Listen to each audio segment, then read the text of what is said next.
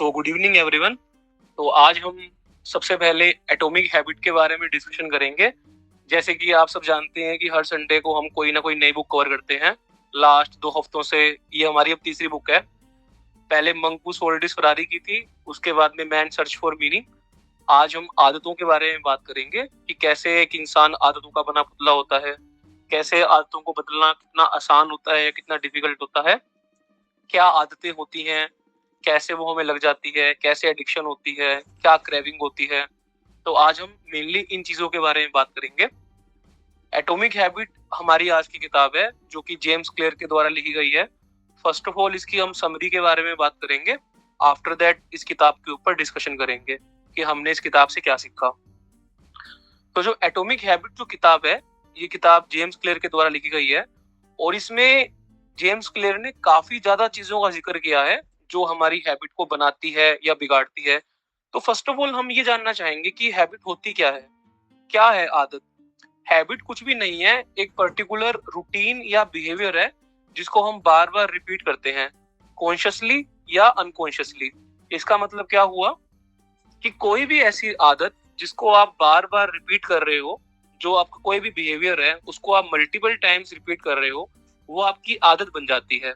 जैसे कि एक मान लो पेड़ है, उसके ऊपर आपने एक बार धागा बांधा और उसी पेड़ के ऊपर आप डेली एक धागा बांध रहे हो और वो धागा एक बार जो बांधा है वो टूट सकता है, लेकिन जो धागा उस पे आप 100 दिन तक लगातार बांध चुके हो, अब उस धागे को आप खींचोगे ना, तो वो क्या हुआ कि वो धागा एक रस्सी बन चुका है, उसको तोड़ना बहुत डिफिकल्ट है।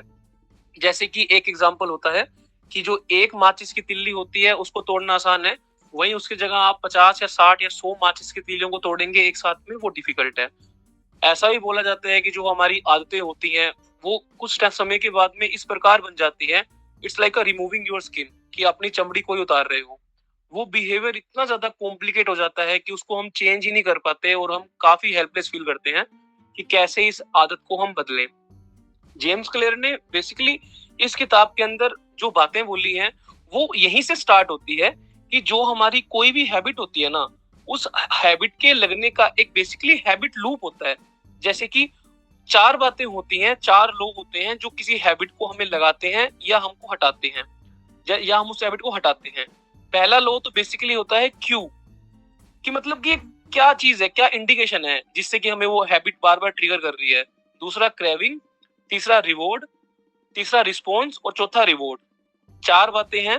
फर्स्ट ऑफ ऑल क्यू, दूसरा क्रेविंग, तीसरा रिस्पॉन्स, चौथा रिवॉर्ड। अब आप पूछेंगे कि ये 4 बातें क्या होती हैं। तो हैबिट लूप बेसिकली क्या है कि ये एक हैबिट का एक चक्कर है। जैसे कि एक इंसान, लूप क्या होता है, फर्स्ट ऑफ ऑल लूप वो चीज होती है जिसको हम बार बार रिपीट करते हैं, जो एक हमारा बिहेवियर बन जाता है, उसको हम लूप बोलते हैं।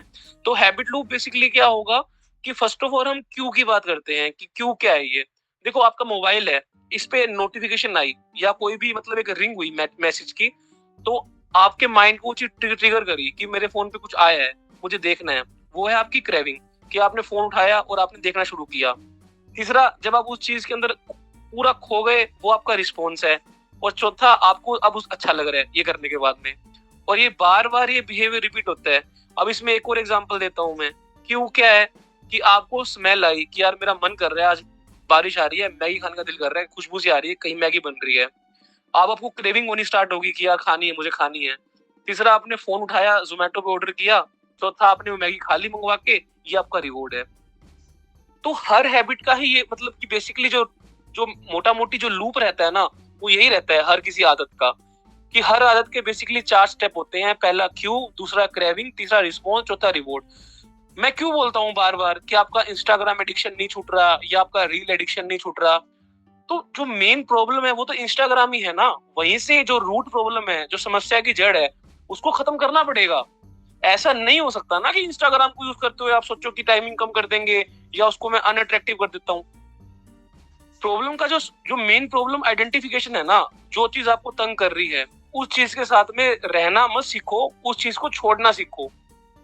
हमारे अपनी जो मेंटेलिटी है ना, वो ये हो जाती है कि यार मैं नहीं छोड़ पा रहा, मुझे एडिक्शन है, इसको मैं खत्म नहीं कर पा रहा। मेरे फादर का मैं एग्जांपल देता हूँ पर्सनल लाइफ से। मेरे पापा जो थे प्रॉपर चेन स्मोकर थे। क्या अभी भी, मतलब अब तो खैर नहीं पीते, पहले पीते थे। तो 2019 या 20 के आसपास की बात है, उनको डॉक्टर ने बोला कि भाई अगर तुमने बीड़ी पीना बंद ना किया तो जो तुम्हारे लंग्स हैं खराब हो जाएंगे और जो तुम्हारा लाइफ स्पैन है खत्म हो जाएगा। तो मुझे अच्छी तरह याद है, पापा हॉस्पिटल में एडमिट हुए थे 1 हफ्ते के लिए, और मेरे पापा लिटरली इतनी बीड़ी पीते थे, मतलब पूरा दिन में ना 2-2 3-3 बंडल पी जाते थे। और हमारे घर में स्पेशली बंडल का पूरा आता था, जो पूरा जिसमें 50-60 बंडल होते हैं ना, और बार बार मेरे को तंग करना जब मैं छोटा था। मुझे ऐसा याद है कि जब मैं छोटा था ना, तो मेरा पूरा बचपन ही बीड़ी का बंडल लाने में गया है कि बंडल ले आ, बंडल ले आ। बहुत मतलब मैं जाता, मैं नहीं जाऊंगा। और बीड़ी का धुआं धुआं रूम में, पूरे घर में गंदगी, छुटती नहीं थी। हैबिट, वो तगड़ी हैबिट थी पीने की। तो डॉक्टर बोला, बोले यार तो अब बीड़ी पीना या तुम्हारा काम हो जाएगा, लंग्स तुम्हारे खत्म है और तुम मर सकते हो पीने अगर छोड़ोगे नहीं तो वो दिन है पापा ने हॉस्पिटल में छोड़ी थी।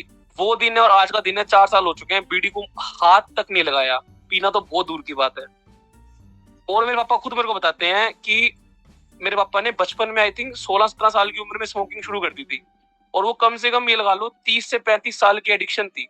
अब जिस आदमी की इतनी पुरानी एडिक्शन हो और वो एकदम खत्म होगी, क्यों खत्म होगी? क्योंकि उसके माइंड में एक फियर आ गया कि यार इसको अगर मैंने कंटिन्यू करता रहा तो मैं मर सकता हूँ। उस फियर ने उस हैबिट को ब्रेक कर दिया। और ब्रेक ऐसी नहीं हुई है कि निकोटीन च्युइंगम चबा रहे हैं या फिर पहले 10 पीते थे तो अब दिन की 2 कर दी। वो एकदम ही एलिमिनेट होती है। जब तक आपके माइंड में उस चीज को लेके एक फियर नहीं होगा ना कि यार जो ये काम मैं कर रहा हूँ, ये काम मेरा ठीक नहीं है, इस काम से मेरा बेड़ा गर्क हो जाएगा, तब तक वो हैबिट कोई ब्रेक हो ही नहीं सकती। जैसे मेरे को रिसेंट एक हैबिट लगी थी कि जोमेटो से मैंने फूड ऑर्डर करना शुरू कर दिया था। अब जो ऑनलाइन जो फूड एप्लीकेशंस हैं, ये क्या करते हैं आदमी को फंसाने के लिए, ये देते हैं डिस्काउंट कूपन, 50% ऑफ, 70% ऑफ। जो खाना आप नॉर्मल लेके आओगे ना, वो बाजार में तो मिलेगा एक बर्गर 100-150 रुपए का, वो ऑनलाइन क्या करते हैं उसको 50% काट देते हैं कि आप 3 बर्गर मंगाओ, 4 बर्गर मंगाओ। और वो खाना इतना टेस्टी होता है, उसमें एमएसजी का इस्तेमाल करते हैं। तो वो आपकी जो जुबान होती है ना, उसको इतना मजा आता है खाने में। सोचते हैं कि यार कितना आसान है भाई, इतना भूख लग रही है, क्रेविंग हो रही है, क्या करना है, जोमेटो पे 1-2 बटन दबाने हैं, पेमेंट करनी है, खाना तेरे घर में 2 मिनट में हाजिर, 10 मिनट में हाजिर। तो हम उस चीज को खा लेते हैं, सोचते कितना आसान है यार, कौन मेहनत करे, कौन बनाए, वो ही खा ले। और वो इतनी बार वो बिहेवियर रिपीट होता है, बार बार जोमेटो की आपके फोन में ऐड दिखनी स्टार्ट हो जाएगी। क्यों हो जाएगी? क्योंकि जोमेटो वालों ने आपके फोन का एल्गोरिदम देख लिया। अब वो आपको वही ऐड दिखाएंगे, यूट्यूब पे भी वही ऐड आएगी, गूगल क्रोम पे वही ऐड आएगी, आपको जीमेल पे मैसेज आएंगे, आपके फोन पे मैसेज आएंगे। वो बार बार आपको चीज ट्रिगर करेगी कि मंगवा ले मंगवा ले। डेली शाम होगी, आपका बिहेवियर आपको फिर दोबारा उकसाएगा कि यार बाहर का खाना खा ले, बहुत टेस्टी होता है, कौन घर में बनाएगा। और जंक फूड तो ऐसा होता है, वो धीरे धीरे आपकी जुबान पे टेस्ट बन जाता है और वो आपकी बॉडी को नुकसान करना शुरू कर देता है। और रिसेंटली तो ये भी पाया गया है कि जो ये चाइनीज फूड वगैरह होता है, इससे हमारी फर्टिलिटी पे इफेक्ट होती है, जो कि हमारा रिप्रोडक्टिव सिस्टम है। तो अब इन हैबिट्स को ब्रेक कैसे करें? देखो, चीजें ऐसी होती है, जब हम कोई हमें नई आदत लगानी होती है ना, तो उसका जो इलाज है ना, वो ये नहीं है कि पुरानी आदतों को खत्म कर देना। जो पुरानी हैबिट है वो हमारे साथ है, लेकिन नई हैबिट हमें लगानी है। तो उसके लिए हमें क्या करना पड़ेगा? जो बिहेवियर उस हैबिट को सपोर्ट करते हैं ना, उस एनवायरमेंट में हमें खुद को लाना पड़ेगा। फॉर एग्जाम्पल, अगर हम में से किसी को पढ़ाई की हैबिट नहीं है और हम सोचते हैं कि हर हम एक एवरेज इंसान से एक टॉपर इंसान बन जाए, तो फर्स्ट ऑफ ऑल आपको एक टॉपर का बिहेवियर पूरा ऑब्जर्व करना पड़ेगा और वो फैक्टर्स नोट करने पड़ेंगे कि कौन कौन से ऐसे फैक्टर्स हैं जिसने एक नॉर्मल इंसान को टॉपर बना दिया। हर किसी के अंदर एक ना प्रोग्रामिंग होती है, जो मैं बोलता हूँ ना कि एक प्रोग्रामिंग है। वो क्या है? बेसिकली एक पैटर्न है, जिस पैटर्न को एक इंसान फॉलो कर रहा है और उस पैटर्न को फॉलो करने के बाद में उस इंसान को रिजल्ट मिल रहे हैं। जैसे कि अब एक नॉर्मल इंसान है, उसको अपनी लाइफ को लेकर इतना एम्बिशियस नहीं है, वो नॉर्मल उठता है 8-9 बजे और वो नॉर्मली अपना खा पी रहा है, नॉर्मली लाइब्रेरी जा रहा है, नॉर्मली किताबें उठा रहा है, कोई उसके पास प्लान नहीं है, कोई उसने सोचा नहीं है, वो नॉर्मली एग्जाम दे के आ रहा है। तो जो रिजल्ट होंगे ना, वो भी कोई ऐसे खास नहीं होने वाले, वो नॉर्मली होंगे। और उसकी जगह एक और इंसान है जो सुबह 4 बजे उठ रहा है, प्रॉपर रात को सोने से पहले अगले दिन की प्लानिंग कर रहा है, उसका प्रॉपर एक एक चीज डिसाइड है कि मुझे क्या करना है, क्यों करना है, कैसे करना है। जो उसका खाना है वो पूरा टॉप नॉच है, जो वो खाना खा रहा है वो खाना ऐसा है कि उसको देख के जो ओलंपियन है ना वो भी शर्मा जाए, इतना टेस्टी खाना खा रहा है और इतना हेल्दी खाना खा रहा है। और वो हर चीज के अंदर ना मार्जिनल इंप्रूवमेंट कर रहा है, daily daily step by step अपनी चीजों को ऐसा करता जा रहा है कि वो चीजें उसके सपोर्ट और फेवर में काम कर रही है। और उसका इस चीज को करने के बाद में उसको सिलेक्शन भी हो जाता है और वो जॉब भी लग जाता है। और बाद में हम लोग क्या बोलते हैं कि उसकी तो किस्मत बढ़िया थी। किस्मत बढ़िया घटिया नहीं होती। इसमें एक बहुत तगड़ा एग्जांपल है, एक ब्रिटिश टीम थी, इस एटॉमिक हैबिट किताब में एग्जांपल है ये। तो वो जो टीम थी ना, वो साइकिलिंग टीम थी, वो ओलंपिक में बार बार हारती थी और वो 5 साल से लगातार हार रही थी। और वो इतना हार चुकी थी कि जो वहां की जो साइकिलिंग कंपनीज है ना, उन्होंने तक बोल दिया कि यार ये तो लूजर है, इसके बस की कुछ ना है, इनको कोई साइकिल सुइकिल नहीं देनी हमने। तो उसके बाद में जो नया कोच आता है ना उनका, वो क्या करता है, वो सबसे पहले क्या करता है, जो उनके जो वो एथलीट थे ना, उनको हाथ धोना सिखाता है। तो वो सारे एथलीट परेशान, वो कहते हैं भाई तुम्हें हाथ धोना क्यों सिखा रहा है? हाथ धोने का साइकिलिंग के साथ में क्या संबंध है? तो वो कहते हैं भाई हाथ धोने का तरीका सीखो, हैंड वॉश हाथ में लो, ऊपर से नीचे धो, वो प्रॉपर तरीका सिखाता है हाथ धोने का। तो सारे एथलीट कंफ्यूज होते हैं कि यार ये मैं हाथ धोना सिखा रहा है, हमको तो साइकिलिंग सीखनी है ताकि हम ओलंपिक के मेडल लेके आ पाए। तो बाद में वो कोच समझाना शुरू करता है कि देखो तुम प्रॉपर तरीके से हाथ धोगे, तुमको बैक्टीरियल इन्फेक्शन कम होगा, तुम बीमार कम पड़ोगे, तुम्हारी इम्यूनिटी बढ़ेगी, इम्यूनिटी बढ़ेगी तो तुम्हारी परफॉर्मेंस बढ़ेगी। उसके बाद वो क्या करता है, जो साइकिल की गद्दी है उसको कंफर्टेबल बनाता है, साइकिल में यूज होने वाला जो ऑयल है जो साइकिल की चैन में इस्तेमाल होता है उसको बढ़िया से बढ़िया करता है, साइकिल के जो टायर है वो अच्छी क्वालिटी के लेके आता है, जो उनके गियर्स हैं एथलीट्स के, जो उनकी डाइट है, जो उनका प्रोटीन है, जो उनकी फिजियो है, हर चीज को 1% इंप्रूवमेंट। जहां उसको लगता है कि इंप्रूवमेंट की गुंजाइश है वहां वो 1% इंप्रूवमेंट करता जाता है।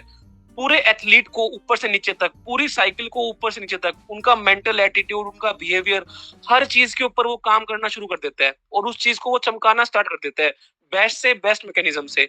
जो उनके शूज हैं, जो उनकी हाइजीन है, जो उनका फूड इंटेक है, वाटर इंटेक है, एवरीथिंग। और ये करने के 1 साल बाद क्या होता है, जो ब्रिटिश टीम बार बार हार रही थी वो जीतना शुरू हो जाती है। ऐसा क्यों हुआ? ऐसा इसलिए हुआ क्योंकि उस कोच ने क्या किया, उस कोच ने अपने एथलीट के गियर्स को, एथलीट की पर्सनैलिटी को, एथलीट्स का पूरा जो मेंटल सिस्टम था, जो साइकिल थी, उन हर चीज के ऊपर हल्के हल्के तरीके से काम करना शुरू कर दिया। उसने एकदम से कोई बड़ा चीज नहीं किया, उसने कोई एकदम से कोई बड़ा उनके ऊपर चेंज थोप नहीं दिया कि तुम्हें ऐसे करना है ऐसे करना है। 1% इंप्रूवमेंट।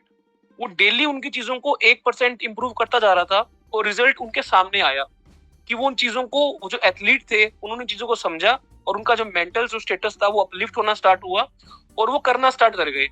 यही एक एग्जांपल है जो मैं आप लोग को बोलता हूँ। अब मेरे पास में एक जो बहुत कॉमन एग्जांपल आता है वो ये आता है कि हमारा कोई रूटीन नहीं है, हमारा कोई बिहेवियर नहीं है, लाइफ को लेके मोटिवेट नहीं है, ना पढ़ाई कर पाते हैं, सिर दुखता है।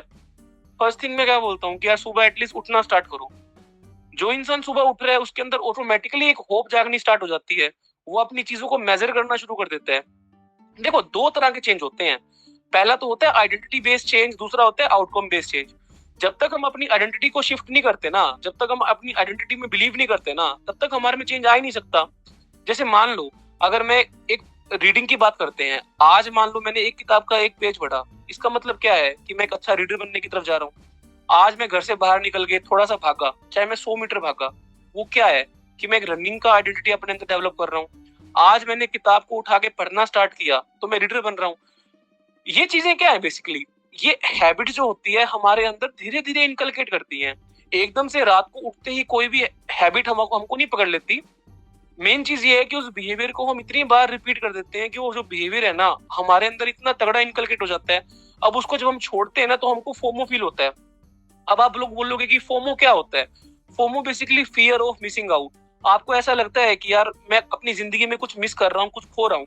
अब जैसे कि मैंने बहुत लोग देखे हैं जिसको इंस्टाग्राम पे रील देखने की एडिक्शन है, वो इंस्टाग्राम पे भी रील देखते हैं, यूट्यूब पे भी रील देखते हैं और रील देखते देखते उनको इतना डोपामाइन का रश होता है कि वो अपने आप को भूल जाते हैं रील देखते देखते। रिसेंटली मेरे साथ हुआ था, मैं लाइब्रेरी में बैठा था तो मेरे बगल में एक लड़की आके बैठती है, वो घर से मस्त अपना नहा धो के आती है, सेंट सूंट लगा के बैठती है, बहुत मतलब अपने आप को ड्रेसअप करके आती है कि आज पढ़ूंगी बैठ के मैं। तो वो चेयर पे आके बैठती है, सुबह सुबह की बात होती है, 10 बजे के आसपास बैठती है आके। तो वो बैठने के बाद में जैसे ही किताब उठाती है उसके फोन के ऊपर आती है नोटिफिकेशन, और नोटिफिकेशन थी इंस्टाग्राम की। तो वो इंस्टाग्राम को खोलती है, इंस्टाग्राम को खोलने के बाद में वो रील देखना स्टार्ट करती है। उस टाइम पे मैं मोक लगा रहा होता हूँ तो मेरा मोक भी लग जाता है, उसको मैं एनालाइज भी कर लेता हूँ। और वो जो दीदी होती है उनकी अभी भी रील चल रही होती है, वो फिंगर पे फिंगर स्क्रॉल स्क्रॉल स्क्रॉल बढ़िया तरीके से मस्त बैठी होती है। 10 बजे वो आके बैठती है और टाइम हो जाता है 12 बजे। तो उसको मैं बोलता हूँ कि 12 बज चुके हैं, 2 घंटे से आप रील देख रहे हो। तो वो कहती है ओहो पता ही नहीं चला मेरे को तो। और वो उसके बाद में फोन को बंद करती है और पढ़ने की कोशिश करती है। बट उसका जो माइंड है वो इतना थक गया होता है, अब वो पढ़ ही नहीं पाती। 10 मिनट के बाद वो क्या करती है, अपनी अपनी किताब को रखती है साइड में और हेड को डाउन करके सो जाती है। और ये जो एक चीज है ना, ये मुझे लगता है ये मैक्सिमम लोगों के साथ में है। ऐसा क्यों होता है? क्योंकि जो हमारी अटेंशन है ना वो लिमिटेड है, हमारी विल पावर लिमिटेड है। अगर आप उन चीजों को दूसरों के ऊपर स्पेंड करना स्टार्ट कर दोगे ना तो आपका जो अटेंशन विल पावर तो लिमिटेड है ही, तो वो बहुत जल्दी खत्म हो जाएगा। मैं ऐसा क्यों बोलता हूँ कि सुबह 6 बजे उठने के बाद में 6 से 12 दबा के पढ़ाई कर लो? वो मैं इसलिए बोलता हूँ क्योंकि उस टाइम पे हमारी अटेंशन और हमारा विल पावर बहुत मैक्सिमम पे होता है। अगर उस समय हम दूसरों के ऊपर फोकस करेंगे ना और अपना काम नहीं करेंगे, तो हमारा जो दिन है ना, मोमेंटम बन नहीं पाएगा, दिन हमारा खराब हो जाएगा और हम सोचेंगे कि यार कल से करूंगा, और जो कल वाला जो लूप है उसमें इंसान फंस के रह जाता है।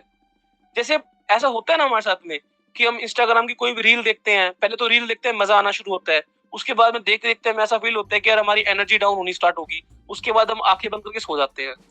वो इसलिए होता है क्योंकि हमारा माइंड थक जाता है। ये जो हमारा माइंड है, हमारी आंखें हैं, ये जो हमारे फोन से जो ब्लू लाइट निकलती है, इसको लेके यूज टू नहीं है। हम उन चीजों को बदल इसलिए नहीं पा रहे क्योंकि हमें उन चीजों की हैबिट इतने गंदे तरीके से लग चुकी है कि वो हमारे अब रग रग के अंदर है। ऐसा इसलिए हो चुका है क्योंकि हमने उस पैटर्न को बार बार रिपीट कर दिया। अब जो स्टार्टिंग के अंदर जब नेट के पैकेज आते थे, उस टाइम पे क्या होता था, इन चीजों को बड़े ध्यान से समझना, ये किताब में नहीं है, ये मैं अपनी साइड से तुम्हें एग्जांपल दे रहा हूँ। स्टार्टिंग का टाइम है, टाटा डोकोमो नाम की कंपनी होती थी, मुझे